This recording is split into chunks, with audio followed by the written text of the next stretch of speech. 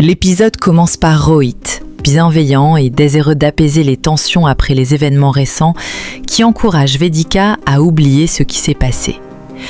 Il lui rappelle que le lendemain est un jour férié et invite toute la famille à venir célébrer ensemble la fête des couleurs, espérant leur redonner le sourire. Cependant, Vedika, encore profondément attristée et démoralisée, décline poliment son invitation. Elle explique qu'elle n'a pas le cœur à faire la fête cette année, préférant se contenter du rituel à la maison. Elle lui promet néanmoins qu'ils viendront lui rendre visite une prochaine fois. Pendant ce temps, Anjana, la mère de Sahil, complètement désespérée et submergée par la souffrance, prend un couteau avec l'intention de se couper les veines. Malgré les efforts désespérés de toute la famille pour l'en empêcher, elle parvient malheureusement à se blesser. De son côté, Bimbla, manipulatrice et calculatrice, tente d'influencer Arya. Elle commence par flatter la jeune fille en la décrivant comme douce et innocente, avant de lui demander si Sahil est bien son meilleur ami. Arya, sincère et reconnaissante, confirme que Sahil est son meilleur ami. Elle rappelle qu'il a même risqué sa vie pour lui sauver la sienne, preuve de la confiance qu'elle lui accorde. Mais Bimbla, toujours aussi manipulatrice, cherche à briser cette confiance. Elle affirme qu'Arya est beaucoup trop naïve et prétend que les gens n'agissent jamais sans intérêt.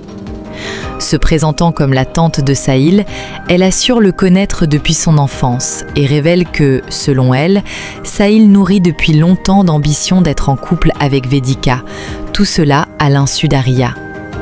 Choquée et profondément en colère, Arya refuse de croire ces accusations. Elle reproche à Bimbla de raconter des mensonges dans le seul but de la monter contre sa propre mère. Sans se laisser démonter, Bimbla poursuit sa manipulation. D'un ton convaincu, elle insiste sur le fait qu'aucun homme n'est d'une femme par simple bonté. Elle affirme que les sentiments d'amitié de Sahil envers Arya ne sont qu'une façade et soutient que son véritable objectif est d'épouser Vedika afin de prendre la place de son père dans leur famille. Quelques minutes plus tard, Bimbla, déterminée et convaincue d'agir pour le bien de Sahil, se parle à elle-même. Elle affirme qu'elle fera tout ce qui est en son pouvoir pour le ramener dans le droit chemin. Estimant lui avoir déjà laissé suffisamment de chance, elle se dit prête à employer des méthodes beaucoup plus radicales, sans hésiter, si cela peut lui faire retrouver la raison. Un peu plus tard, lors de la fête des couleurs, Karan, très inquiet pour son ami, reproche à Sahil de continuer à s'attirer des ennuis. Il lui rappelle que Vedika l'a chassé de chez elle et que sa propre mère a récemment tenté de mettre fin à ses jours. Malgré tout cela, il ne comprend pas pourquoi Sahil persiste dans cette situation. Sahil, calme mais préoccupé, reconnaît qu'il s'inquiète énormément pour sa mère. Il explique cependant que Gauri est resté auprès d'elle pour veiller sur elle, ce qui lui permet de poursuivre ce qu'il considère comme une mission importante. Déterminé à découvrir les véritables sentiments de Vedika, Sahil met ensuite au point un stratagème avec Maya. Ensemble, ils versent un sérum de vérité dans une boisson qu'ils tentent de faire boire à Vedika, dans l'espoir qu'elle révèle enfin ce qu'elle ressent réellement. Quelques minutes plus tard, Vedika, lucide et agacée, confronte directement Maya. Elle lui déclare que, quoi qu'il arrive, Sahil et elle ne pourront jamais être ensemble. Elle lui reproche de refuser d'accepter cette réalité et comprend immédiatement qu'on a tenté de lui faire boire une substance afin de lui arracher des aveux sur ses sentiments. Sahil, sincère mais déçu par l'échec de son plan, lui répond qu'il n'espérait pas lui faire dire la vérité grâce à cette boisson. Il voulait seulement qu'elle accepte la vérité qu'il perçoit lui-même. Il ajoute qu'à ses yeux, Vedika est une femme irréprochable, incapable de faire volontairement du mal à qui que ce soit. Vedika, ferme mais mesurée, reconnaît que Sahil est une bonne personne et qu'il n'agissait pas avec de mauvaises intentions. Toutefois, elle affirme savoir qu'il ne renoncera jamais à la poursuivre. Elle lui adresse alors un ultime avertissement, Elle souhaite protéger sa réputation et sa dignité, et s'il continue à insister, elle portera plainte contre lui pour harcèlement. Elle va même jusqu'à lui dire qu'elle est persuadée que tout ce qu'il cherche est un contact physique avec elle. Profondément blessé et choqué par ces accusations, Sahil lui demande si elle le considère réellement comme Monsieur Pandek, un homme sournois et pervers. Il affirme avec émotion que son amour pour elle est totalement sincère, qu'il la respecte profondément et qu'il ne la forcera jamais à faire quoi que ce soit contre sa volonté. Enfin, il lui confie que ses sentiments sont nés dès leur toute première rencontre dans un café et qu'ils n'ont jamais changé depuis. Un peu plus tard, Manjula, très intéressée par les avantages matériels que pourrait apporter cette union, tente une nouvelle fois de convaincre Vedika de changer d'avis.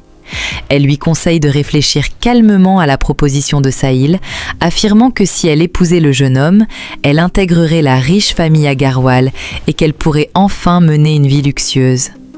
Elle insiste sur le fait que Sahil est le fils unique de la famille, qu'il est profondément amoureux de Vedika et qu'elle devrait accepter sa demande en mariage. Vedika, agacée et catégorique, rejette immédiatement cette idée. Elle demande à Manjula de cesser de dire de telles absurdités et affirme qu'elle n'acceptera jamais d'épouser Sahil. Plus tard dans la nuit, Bimbla se rend directement chez Vedika, animée par la colère et la méfiance. Convaincue que Vedika poursuit des intérêts personnels, elle lui tend des billets d'avion en classe affaires et lui annonce qu'elle lui a également trouvé un appartement de 2 chambres, une voiture de grande valeur ainsi qu'un nouvel emploi. En échange, elle exige que Vedika fasse immédiatement ses valises, quitte définitivement la ville et ne revienne jamais, sous peine d'avoir de graves ennuis avec elle. Vedika, indignée et offensée par cette proposition, refuse de se laisser intimider. Elle rappelle à Bimbla qu'elle ne lui appartient pas et qu'elle n'a aucun pouvoir sur elle. Elle lui répond ensuite que, si elle souhaite vraiment résoudre le problème, elle devrait plutôt envoyer Sahil à l'étranger avec ses billets d'avion, lui acheter une maison et une voiture, puis veiller à ce qu'il reste définitivement éloigné d'elle. Bimbla, toujours convaincue que Vedika est la véritable responsable de la situation, refuse catégoriquement cette idée. Elle affirme que Sahil est comme son propre fils et qu'il est le seul héritier de la famille, ce qui exclut qu'il quitte la ville. Elle accuse alors Vedika d'avoir volontairement attiré Sahil afin qu'il tombe amoureux d'elle. Selon elle, le refus de sa demande en mariage n'était qu'une façade. Elle ajoute que ses soupçons se sont renforcés lorsque la mère de Vedika, qu'elle décrit comme avide de pouvoir, aurait accepté cette union. Persuadée d'avoir raison, Bimbla conclut qu'il ne reste plus qu'à attendre le jour où Vedika finira, elle aussi, par accepter d'épouser Sahil. Un peu plus tard, Bimbla, plus déterminée que jamais à se débarrasser de Vedika, met au point un plan avec son gendre, Punis, afin de faire renvoyer Vedika de l'établissement où elle enseigne. Convaincue que cette stratégie ruinera définitivement son avenir, elle décide d'utiliser l'influence de Punis contre elle. Animée par la colère et le mépris, Bimbla affirme que Vedika est extrêmement têtue et qu'elle croit pouvoir manipuler Sahil sans qu'elle ne s'en aperçoive. Elle refuse d'accentuer que la différence d'âge puisse justifier une telle relation et s'indigne du fait que Vedika ait déclaré qu'elle ne quitterait jamais la ville. Déterminée à la faire tomber, elle ordonne à Punis, en sa qualité de conseiller pédagogique de Vedika, de détruire sa réputation afin qu'elle soit discréditée aux yeux de tous et expulsée de son établissement. Punis, obéissant et prêt à exécuter ses ordres, lui répond qu'elle n'a plus aucune raison de s'inquiéter et qu'il s'occupera personnellement de cette affaire. Satisfaite et pleine de fierté, Bimbla le félicite chaleureusement. Elle lui affirme qu'il ne l'a jamais déçue et qu'il a toujours été irréprochable à ses yeux. Pendant ce temps, Sahil, agacé par l'attitude de sa mère, lui reproche de faire porter à Vedika la responsabilité de ses propres erreurs.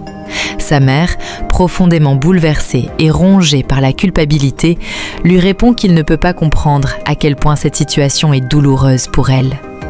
Elle lui explique qu'elle prépare des présents afin d'aller présenter ses excuses à Bimbla et l'invite à l'accompagner pour tenter d'apaiser le conflit.